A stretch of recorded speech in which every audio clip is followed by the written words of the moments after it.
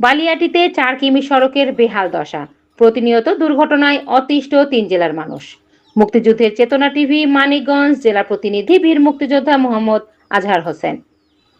মানিকগঞ্জের সাটুরিয়া উপজেলার বালিয়াটি ইউনিয়নে একটি গুরুত্বপূর্ণ সড়ক দীর্ঘদিন ধরে বেহাল অবস্থায় থাকায় চরম দুর্ভোগে পড়েছেন 3 জেলার মানুষ।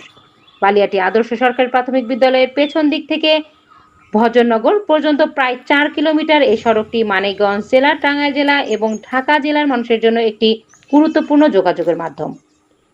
প্রতিদিন অসংখ্য মানুষ এই সড়ক ব্যবহার করলেও এর বেহাল অবস্থার কারণে যাতায়াত হয়ে উঠছে অত্যন্ত ঝুঁকিপূর্ণ।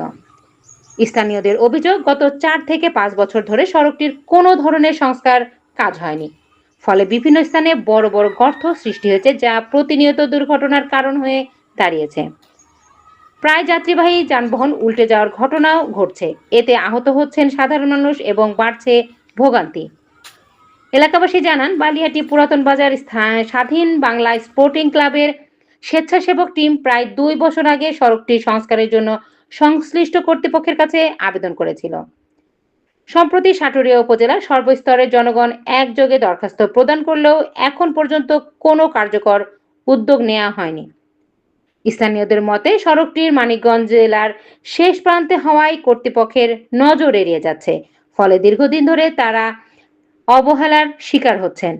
এলাকাবাসীর একটাই দাবি, অতি দ্রুত সময়ের মধ্যে সড়কটির সংস্কার করে চলাচলের উপযোগী করা হোক, অন্যথায় দুর্ঘটনা ও দুর্ভোগ আরও বাড়বে বলে আশঙ্কা তাদের।